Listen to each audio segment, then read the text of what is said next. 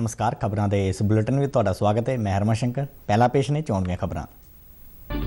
प्रधानमंत्री नरेंद्र मोदी ने G20 देशों को आलमी खुराक सुरक्षा यकीनी बनाने लिए सांझे उपराले करने की कीती अपील। प्रधानमंत्री 21 जून को संयुक्त राष्ट्र के मुख्य दफ्तर विखे कौमांतरी योग सैशन की करनगे अगवाई।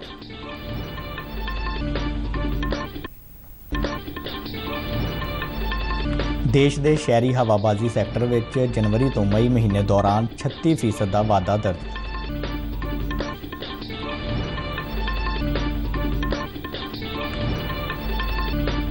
केंद्रीय गृह मंत्री अमित शाह की भलके गुरदासपुर रैली को लैके भाजपा आगुआं वालों तैयारियों का जायजा।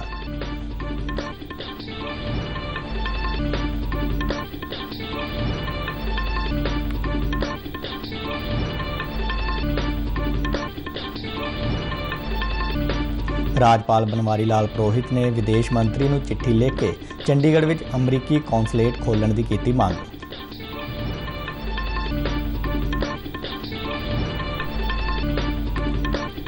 इंडोनेशिया ओपन बैडमिंटन टूर्नामेंट में भारत के सात्विक और चिराग की जोड़ी सैमीफाइनल में पहुंची। ते हुण खबरां विस्तार नाल। प्रधानमंत्री नरेंद्र मोदी ने हैदराबाद में चल रही G20 देशों के खेतीबाड़ी कार समूह की 3 दिना मंत्री पद्धरी बैठक को वीडियो संदेश राही संबोधन किया। प्रधानमंत्री ने G20 देशों को आलमी खुराक सुरक्षा यकीनी बनाने लिए सांझे उद्यम करने की अपील की है। नाल ही उन्होंने आलमी खुराक पूर्ति लड़ी को मजबूत करने की भी अपील की है। Sri Anna millets as the food of our choice. As part of our own commitment, India is developing an institute of millets research as a center of excellence for sharing best practices, research and technology in millets. Friends, I urge you to deliberate on how to undertake collective action to achieve global food security. We must find ways to build sustainable and inclusive food systems focused on marginal farmers. प्रधानमंत्री ने कहा कि दुनिया भर ਦੀਆਂ खेती रवायतों तो किसानों को सीखण की लोड़ है। उन्होंने ग्लोबल साउथ के छोटे और दरमियाने किसानों लिए किफायती उपावां ते भी विचार करने लिए कहा। देश के तजर्बियां को साझा करदਿਆਂ प्रधानमंत्री ने कहा कि भारत बुनियादी पद्धर ते भविख के लिए तकनोलॉजी और पशु खेती को उत्साहित करने वाली नीति का पालना कर रहा है। अंतर्राष्ट्रीय मोटे अनाज वरे का जिक्र करदਿਆਂ प्रधानमंत्री ने कहा कि मोटा अनाज आम तौर पर सेहत लिए फायदेमंद है। भारत उत्तम खोज और तकनोलॉजी के केंद्र में मोटे अनाज का एक संस्थान विकसित कर रहा है। यह बैठक अज भी जारी रहेगी। इसमें तकरीबन 200 मैंबर देश और विदेश सत्ते ते आए देश और खेती खोज नाल संबंधित अंतर्राष्ट्रीय संगठनों के नुमाइंदे हिस्सा लै रहे हैं। प्रधानमंत्री नरेंद्र मोदी 21 जून को 9वें कौमांतरी योग दिवस मौके संयुक्त राष्ट्र के हैडकुआटर विखे योग सैशन की अगवाई करेंगे। कौमांतरी योग दिवस का टीचा योग अभ्यास के लाभों बारे दुनिया भर में जागरूकता फैलाना है।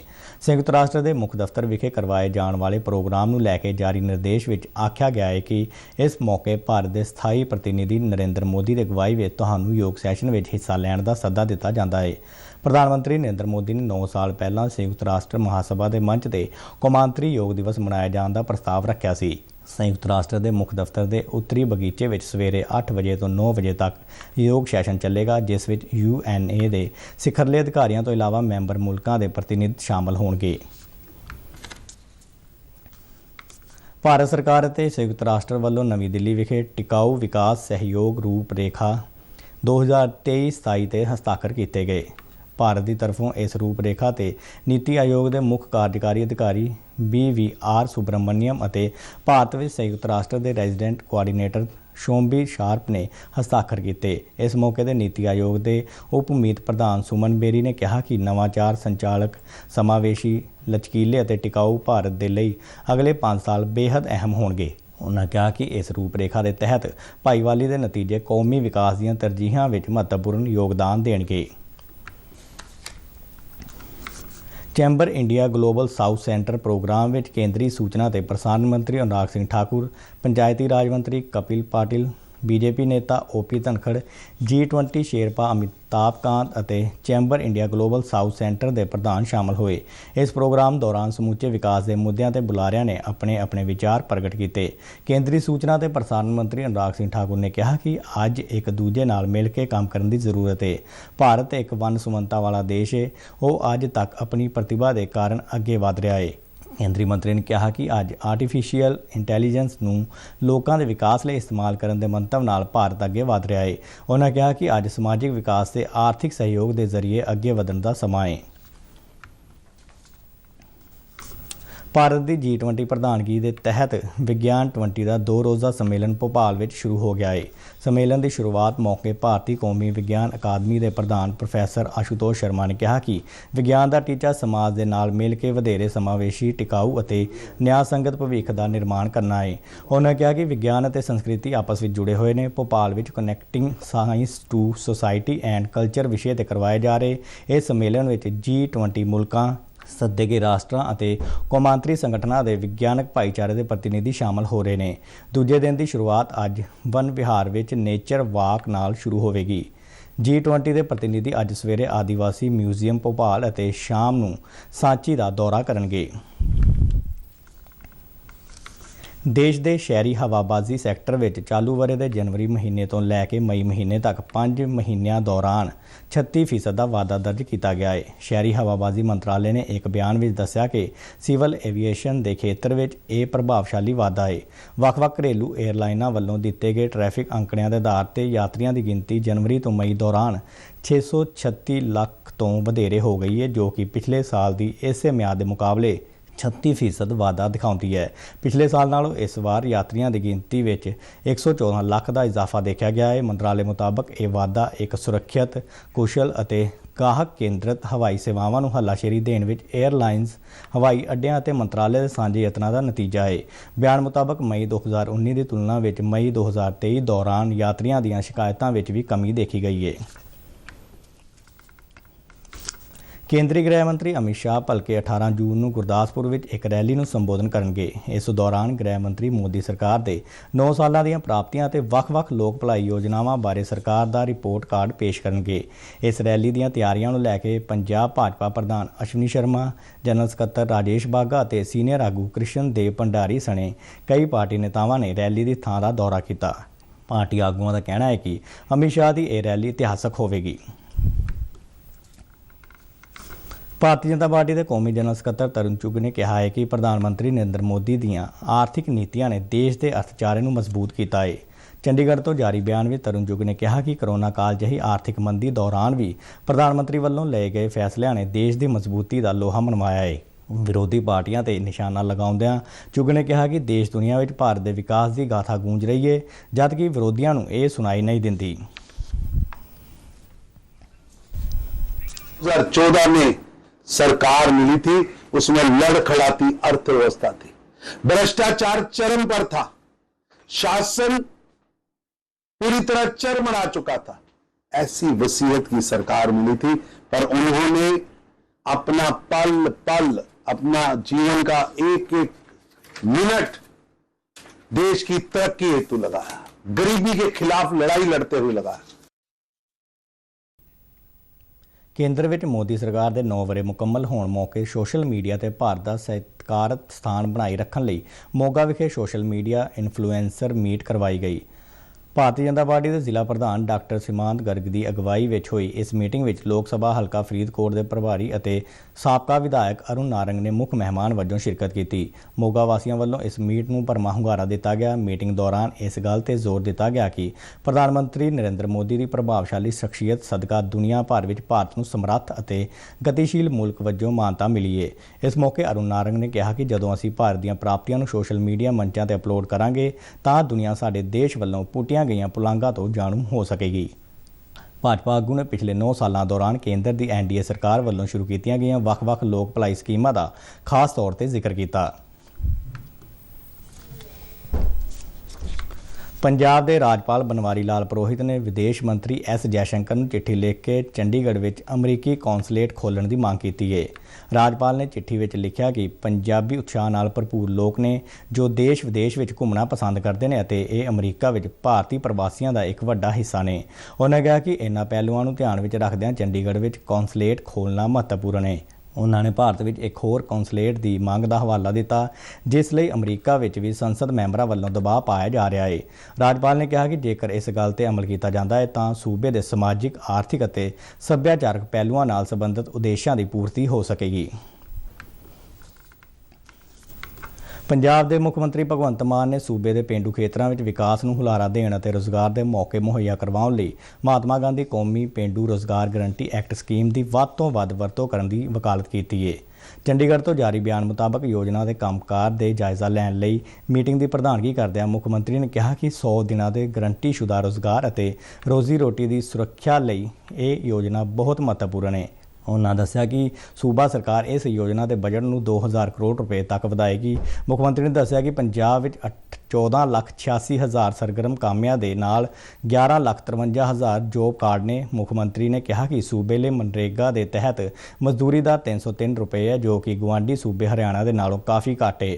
ਮੁੱਖ ਮੰਤਰੀ ਨੇ ਦੱਸਿਆ ਕਿ ਕੇਂਦਰ ਸਰਕਾਰ ਕੋਲ ਇਸ ਮੁੱਦੇ ਨੂੰ ਉਠਾਇਆ ਜਾਵੇਗਾ ਅਤੇ ਪੰਜਾਬ ਦਾ ਪੱਖ ਰੱਖਿਆ ਜਾਵੇਗਾ। ਉਹਨਾਂ ਕਿਹਾ ਕਿ ਸੂਬਾ ਸਰਕਾਰ ਦਿਹਾੜੀਆਂ ਦੇ ਬਜਟ ਵਿੱਚ ਵੀ ਵਾਧਾ ਕਰਨ ਦੀ ਮੰਗ ਕਰੇਗੀ ਕਿਉਂਕਿ ਸੂਬੇ ਲਈ ਸਿਰਫ 250 ਲੱਖ ਦਿਹਾੜੀਆਂ ਦੇਣ ਦਾ ਟੀਚਾ ਮਿੱਥਿਆ ਗਿਆ ਹੈ। ਮੁੱਖ ਮੰਤਰੀ ਨੇ ਸੰਬੰਧਿਤ ਅਧਿਕਾਰੀਆਂ ਨੂੰ ਯੋਜਨਾ ਬਾਰੇ ਵਧੇਰੇ ਜਾਗਰੂਕਤਾ ਫੈਲਾਉਣ ਦੀ ਵੀ ਹਦਾਇਤ ਕੀਤੀ। ਪੰਜਾਬ ਸਰਕਾਰ ਵੱਲੋਂ ਸੂਬੇ ਵਿੱਚ ਸੈਕੰਡਰੀ ਸਿਹਤ ਸੰਭਾਲ ਸੰਸਥਾਵਾਂ ਦੀ ਮਜ਼ਬੂਤੀ ਲਈ ਵਿਸ਼ੇਸ਼ ਪ੍ਰੋਜੈਕਟ ਸ਼ੁਰੂ ਕਰਨ ਦਾ ਐਲਾਨ ਕੀਤਾ ਗਿਆ ਹੈ। ਸੂਬੇ ਦੇ ਲੋਕਾਂ ਨੂੰ ਮਿਆਰੀ ਸਿਹਤ ਸੇਵਾਵਾਂ ਮੁਹੱਈਆ ਕਰਵਾਉਣ ਦੇ ਮੰਤਵ ਨਾਲ ਇਸ ਪ੍ਰੋਜੈਕਟ ਦੇ ਪਹਿਲੇ ਪੜਾਅ ਤਹਿਤ 23 ਜ਼ਿਲ੍ਹਾ ਹਸਪਤਾਲਾਂ ਸਮੇਤ 40 ਸੈਕੰਡਰੀ ਸਿਹਤ ਸੰਭਾਲ ਸੰਸਥਾਵਾਂ ਦਾ ਨਵੀਨੀਕਰਨ ਕੀਤਾ ਜਾਵੇਗਾ। ਚੰਡੀਗੜ੍ਹ ਵਿਖੇ ਸਿਹਤ ਸੰਭਾਲ ਸੈਕਟਰ ਦੀ ਇੱਕ ਜਾਇਜ਼ਾ ਮੀਟਿੰਗ ਦੀ ਪ੍ਰਧਾਨਗੀ ਕਰਦਿਆਂ ਮੁੱਖ ਮੰਤਰੀ ਭਗਵੰਤ ਮਾਨ ਨੇ ਕਿਹਾ ਕਿ ਸੂਬੇ ਦੇ ਆਮ ਆਦਮੀ ਕਲੀਨਿਕ ਲੋਕਾਂ ਨੂੰ ਮੁਫਤ ਸਿਹਤ ਸੇਵਾਵਾਂ ਦੇਣ ਲਈ ਅਹਿਮ ਭੂਮਿਕਾ ਨਿਭਾ ਰਹੇ ਨੇ ਅਤੇ ਹੁਣ ਸਰਕਾਰ ਵੱਲੋਂ ਇੱਕ ਕਦਮ ਹੋਰ ਪੁੱਟਦਿਆਂ ਸੈਕੰਡਰੀ ਸਿਹਤ ਸੰਭਾਲ ਸੰਸਥਾਵਾਂ ਵਿੱਚ ਬੁਨਿਆਦੀ ਢਾਂਚੇ ਨੂੰ ਮਜ਼ਬੂਤ ਕਰਨ ਦਾ ਫੈਸਲਾ ਕੀਤਾ ਗਿਆ ਹੈ। ਉਹਨਾਂ ਦੱਸਿਆ ਕਿ ਇਹਨਾਂ ਕੇਂਦਰਾਂ ਤੇ ਨਵੀਨੀਕਰਨ ਦਾ ਖਾਕਾ ਪਹਿਲਾਂ ਹੀ ਤਿਆਰ ਕੀਤਾ ਜਾ ਚੁੱਕਾ ਹੈ। ਸ਼੍ਰੋਮਣੀ ਗੁਰਦੁਆਰਾ ਪ੍ਰਬੰਧਕ ਕਮੇਟੀ ਦੀ ਅੰਤਰਿਮ ਕਮੇਟੀ ਦੀ ਮੀਟਿੰਗ ਦੌਰਾਨ ਸਿੰਘ ਸਾਹਿਬ ਗਿਆਨੀ ਰਘਬੀਰ ਸਿੰਘ ਨੂੰ ਸ੍ਰੀ ਅਕਾਲ ਤਖਤ ਸਾਹਿਬ ਦਾ ਜਥੇਦਾਰ ਨਿਯੁਕਤ ਕੀਤਾ ਗਿਆ ਹੈ। ਸ਼੍ਰੋਮਣੀ ਕਮੇਟੀ ਦੇ ਪ੍ਰਧਾਨ ਐਡਵੋਕੇਟ ਹਰਜਿੰਦਰ ਸਿੰਘ ਧਾਮੀ ਦੀ ਅਗਵਾਈ ਵਿੱਚ ਹੋਈ ਮੀਟਿੰਗ ਦੌਰਾਨ ਸਿੰਘ ਸਾਹਿਬ ਗਿਆਨੀ ਸੁਲਤਾਨ ਸਿੰਘ ਨੂੰ ਤਖਤ ਸ੍ਰੀ ਕੇਸਗੜ੍ਹ ਸਾਹਿਬ ਆਨੰਦਪੁਰ ਸਾਹਿਬ ਦਾ ਜਥੇਦਾਰ ਲਗਾਇਆ ਗਿਆ ਹੈ। ਅੰਤਰਿਮ ਕਮੇਟੀ ਦੀ ਮੀਟਿੰਗ ਮਗਰੋਂ ਮੀਡੀਆ ਨਾਲ ਗੱਲਬਾਤ ਕਰਦਿਆਂ ਹਰਜਿੰਦਰ ਸਿੰਘ ਧਾਮੀ ਨੇ ਦੱਸਿਆ ਕਿ ਤਖਤ ਸ੍ਰੀ ਦਮਦਮਾ ਸਾਹਿਬ ਦੇ ਜਥੇਦਾਰ ਗਿਆਨੀ ਹਰਪ੍ਰੀਤ ਸਿੰਘ ਸ੍ਰੀ ਅਕਾਲ ਤਖਤ ਸਾਹਿਬ ਦੇ ਕਾਰਜਕਾਰੀ ਜਥੇਦਾਰ ਸਨ ਅਤੇ ਕਮੇਟੀ ਨੇ ਗਿਆਨੀ ਰਘਬੀਰ ਸਿੰਘ ਨੂੰ ਬਤੌਰ ਜਥੇਦਾਰ ਨਿਯੁਕਤ ਕਰਨ ਦਾ ਫੈਸਲਾ ਲਿਆ ਹੈ। ਉਹਨਾਂ ਕਿਹਾ ਕਿ ਸਿੱਖ ਕੌਮ ਵੱਲੋਂ ਕਾਰਜਕਾਰੀ ਜਥੇਦਾਰ ਦੀ ਜਗ੍ਹਾ ਸਥਾਈ ਜਥੇਦਾਰ ਦੀ ਨਿਯੁਕਤੀ ਦੀ ਨਿਰੰਤਰ ਮੰਗ ਕੀਤੀ ਜਾ ਰਹੀ ਸੀ ਅਤੇ ਜਥੇਦਾਰ ਗਿਆਨੀ ਹਰਪ੍ਰੀਤ ਸਿੰਘ ਵੱਲੋਂ ਵੀ ਇਸ ਵਾਸਤੇ ਸਹਿਮਤੀ ਪ੍ਰਗਟਾਈ ਗਈ ਹੈ। ਇਸ ਤੋਂ ਇਲਾਵਾ ਗਿਆਨੀ ਰਘਬੀਰ ਸਿੰਘ ਨੂੰ ਸੱਚਖੰਡ ਸ੍ਰੀ ਹਰਿਮੰਦਰ ਸਾਹਿਬ ਦੇ ਮੁੱਖ ਗ੍ਰੰਥੀ ਦੀ ਸੇਵਾ ਵੀ ਦਿੱਤੀ ਗਈ ਹੈ। ਅੰਮ੍ਰਿਤਸਰ ਦੇ ਗੁਰੂ ਰਾਮਦਾਸ ਏਅਰਪੋਰਟ ਤੇ ਸ਼ਾਰਜਾ ਤੋਂ ਪੁੱਜੇ ਇੱਕ ਯਾਤਰੀ ਕੋਲੋਂ ਤਕਰੀਬਨ 47.5 ਲੱਖ ਦਾ ਸੋਨਾ ਬਰਾਮਦ ਕੀਤਾ ਗਿਆ ਹੈ। ਕਸਟਮ ਵਿਭਾਗ ਨੇ ਇੰਡੀਗੋ ਦੀ ਉਡਾਨ ਰਾਹੀਂ ਅੰਮ੍ਰਿਤਸਰ ਪਹੁੰਚੇ ਯਾਤਰੀ ਦੀ ਬਰੀਕੀ ਨਾਲ ਜਾਂਚ ਕੀਤੀ ਜਿਸ ਨੇ ਆਪਣੇ ਸਰੀਰ ਅੰਦਰ 778 ਗ੍ਰਾਮ ਸੋਨਾ ਛੁਪਾਇਆ ਹੋਇਆ ਸੀ। ਵਿਭਾਗ ਨੇ ਗੈਰ ਕਾਨੂੰਨੀ ਢੰਗ ਨਾਲ ਸੋਨੇ ਦੀ ਤਸਕਰੀ ਦਾ ਮਾਮਲਾ ਦਰਜ ਕਰਕੇ ਯਾਤਰੀ ਨੂੰ ਗ੍ਰਿਫਤਾਰ ਕਰ ਲਿਆ ਹੈ। ਫਰੀਦਕੋਟ ਵਿੱਚ ਕੱਲ੍ਹ ਵਿਧਾਇਕ ਗੁਰਦੀਪ ਸਿੰਘ ਸੇਖੋਂ ਦੀ ਐਸਕੋਰਟ ਜਿਪਸੀ ਵੱਲੋਂ ਟੱਕਰ ਮਾਰੇ ਜਾਣ ਕਾਰਨ ਮੋਟਰਸਾਈਕਲ ਸਵਾਰ 2 ਨੌਜਵਾਨਾਂ ਦੀ ਮੌਤ ਹੋ ਗਈ। ਮ੍ਰਿਤਕਾਂ ਦੇ ਪਰਿਵਾਰਕ ਮੈਂਬਰਾਂ ਨੇ ਸਿਟੀ ਥਾਣੇ ਅੱਗੇ ਲਾਸ਼ਾਂ ਰੱਖ ਕੇ ਪ੍ਰਦਰਸ਼ਨ ਕੀਤਾ ਅਤੇ ਵਿਧਾਇਕ ਦੇ ਖਿਲਾਫ ਮੁਕੱਦਮਾ ਦਰਜ ਕਰਨ ਦੀ ਮੰਗ ਕੀਤੀ। ਸੂਤਰਾਂ ਮੁਤਾਬਕ ਟੱਕਰ ਵੱਜਣ ਤੋਂ ਬਾਅਦ ਐਸਕੋਰਟ ਜਿਪਸੀ ਸਮੇਤ ਵਿਧਾਨਕਾਰ ਗੁਰਦੀਪ ਸਿੰਘ ਸੇਖੋਂ ਮੌਕੇ ਤੋਂ ਫਰਾਰ ਹੋ ਗਏ। ਇੰਡੋਨੇਸ਼ੀਆ ਓਪਨ ਬੈਡਮਿੰਟਨ ਟੂਰਨਾਮੈਂਟ ਦੇ ਪੁਰਸ਼ਾਂ ਦੇ ਡਬਲਸ ਵਰਗ ਵਿੱਚ ਭਾਰਤ ਦੇ ਸਾਤਵਿਕ ਰੰਕੀਰੈਡੀ ਅਤੇ ਚਿਰਾਗ ਸ਼ੈੱਟੀ ਦੀ ਜੋੜੀ ਸੈਮੀਫਾਈਨਲ ਵਿੱਚ ਪਹੁੰਚ ਗਈ ਹੈ। ਇਸ ਦੇ ਨਾਲ ਹੀ ਸਿੰਗਲਸ ਵਰਗ ਵਿੱਚ ਐਚ.ਐਸ. ਪ੍ਰਨੋਏ ਨੇ ਵੀ ਸੈਮੀਫਾਈਨਲ ਵਿੱਚ ਜਗ੍ਹਾ ਬਣਾ ਲਈ ਹੈ। ਕੱਲ੍ਹ ਖੇਡੇ ਗਏ ਕੁਆਰਟਰ ਫਾਈਨਲ ਮੈਚ ਵਿੱਚ ਸਾਤਵਿਕ ਅਤੇ ਚਿਰਾਗ ਦੀ ਜੋੜੀ ਨੇ ਇੰਡੋਨੇਸ਼ੀਆ ਦੇ ਮੁਹੰਮਦ ਰਿਆਨ ਅਤੇ ਫਰਜ਼ ਅਲਫਿਆਨ ਦੀ ਜੋੜੀ ਨੂੰ 21-13, 21-13 ਦੇ ਫਰਕ ਨਾਲ ਹਰਾਇਆ। ਸਿੰਗਲਸ ਵਰਗ ਦੇ ਕੁਆਰਟਰ ਫਾਈਨਲ ਮੁਕਾਬਲੇ ਵਿੱਚ ਐਚ.ਐਸ. ਪ੍ਰਨੋਏ ਨੇ ਜਾਪਾਨ ਦੇ ਕੋਡਾਈ ਨਾਰੋਕਾ ਨੂੰ 21-18, 21-16 ਦੇ ਫਰਕ ਨਾਲ ਮਾਰ ਦਿੱਤੀ। ਇਸੇ ਦੌਰਾਨ ਭਾਰਤ ਦੇ ਖਿਤਾਬੀ ਸ਼੍ਰੀਕਾਂਤ ਨੂੰ ਹਾਰ ਦਾ ਮੂੰਹ ਦੇਖਣਾ ਪਿਆ। ਚੀਨੀ ਸ਼ਟਲਰ ਲੀ ਸ਼ੀਫੈਂਗ ਨੇ ਕੁਆਰਟਰ ਫਾਈਨਲ ਮੈਚ ਵਿੱਚ ਸ਼੍ਰੀਕਾਂਤ ਨੂੰ 14-21, 21-14 ਅਤੇ 12-21 ਦੇ ਫਰਕ ਨਾਲ ਹਰਾਇਆ। ਚੱਕਰਵਰਤੀ ਤੂਫਾਨ ਬਿਪਰਜੋਏ ਬੀਤੀ ਰਾਤ ਤੋਂ ਮੱਠਾ ਹੋਣਾ ਸ਼ੁਰੂ ਹੋ ਗਿਆ ਹੈ। ਮੌਸਮ ਵਿਭਾਗ ਵੱਲੋਂ ਦਿੱਤੀ ਗਈ ਜਾਣਕਾਰੀ ਮੁਤਾਬਕ ਦੱਖਣ ਪੱਛਮੀ ਰਾਜਸਥਾਨ ਅਤੇ ਕੱਛ ਖੇਤਰ ਵਿੱਚ ਪਹੁੰਚਣ ਤੇ ਚੱਕਰਵਰਤੀ ਤੂਫਾਨ ਦੀ ਰਫ਼ਤਾਰ ਮੱਠੀ ਹੋ ਗਈ ਹੈ। ਮਹਿਕਮੇ ਦਾ ਕਹਿਣਾ ਹੈ ਕਿ ਅਗਲੇ 12 ਘੰਟਿਆਂ ਦੌਰਾਨ ਇਹ ਹੋਰ ਮੱਠਾ ਹੋ ਜਾਵੇਗਾ। ਪੰਜਾਬ ਦੇ ਔਸਤ ਤਾਪਮਾਨ ਵਿੱਚ 3.8 ਡਿਗਰੀ ਸੈਲਸੀਅਸ ਦਾ ਵਾਧਾ ਹੋਣ ਨਾਲ ਗਰਮੀ ਵੱਧ ਗਈ ਹੈ। ਪਿਛਲੇ ਕਈ ਦਿਨਾਂ ਦੌਰਾਨ ਸੂਬੇ ਦੇ ਜ਼ਿਆਦਾਤਰ ਇਲਾਕਿਆਂ ਵਿੱਚ ਮੀਂਹ ਪੈਣ ਅਤੇ ਬੱਦਲਵਾਈ ਦੇ ਨਾਲ ਹਵਾਵਾਂ ਵਗਣ ਕਰਕੇ ਲੋਕਾਂ ਨੂੰ ਗਰਮੀ ਤੋਂ ਕੁਝ ਰਾਹਤ ਮਿਲੀ ਸੀ। ਮੌਸਮ ਮਹਿਕਮੇ ਵੱਲੋਂ ਦਿੱਤੇ ਗਏ ਅੰਕੜਿਆਂ ਮੁਤਾਬਕ ਚੰਡੀਗੜ੍ਹ ਵਿੱਚ ਵੱਧ ਤੋਂ ਵੱਧ ਤਾਪਮਾਨ 38.4 ਡਿਗਰੀ ਸੈਲਸੀਅਸ ਦਰਜ ਕੀਤਾ ਗਿਆ। ਪੰਜਾਬ ਦੇ ਬਰਨਾਲਾ ਜ਼ਿਲ੍ਹੇ ਵਿੱਚ ਵੱਧ ਤੋਂ ਵੱਧ ਤਾਪਮਾਨ 38, ਪਟਿਆਲਾ ਵਿੱਚ 37.8, ਮੋਹਾਲੀ ਵਿੱਚ 37.7, ਪਠਾਨਕੋਟ ਵਿੱਚ 37.6, ਹੁਸ਼ਿਆਰਪੁਰ ਵਿੱਚ 36.7 ਅਤੇ ਅੰਮ੍ਰਿਤਸਰ ਵਿੱਚ 35.8 ਡਿਗਰੀ ਸੈਲਸੀਅਸ ਤਾਪਮਾਨ ਦਰਜ ਕੀਤਾ ਗਿਆ। ਖਬਰਾਂ ਦੇ ਬੁਲਟਨ ਸਾਡੇ ਦਰਸ਼ਕ RN News DDK ਜਲੰਧਰ ਦੇ YouTube ਚੈਨਲ, Facebook ਪੇਜ ਅਤੇ Twitter ਹੈਂਡਲ ਤੇ ਵੀ ਦੇਖ ਸਕਦੇ ਨੇ। ਇਸ ਦੇ ਨਾਲ ਹੀ ਖਬਰਾਂ ਦਾ ਇਹ ਬੁਲਟਨ ਖਤਮ ਹੁੰਦਾ ਹੈ। ਆਗਿਆ ਦਿਓ, ਨਮਸਕਾਰ।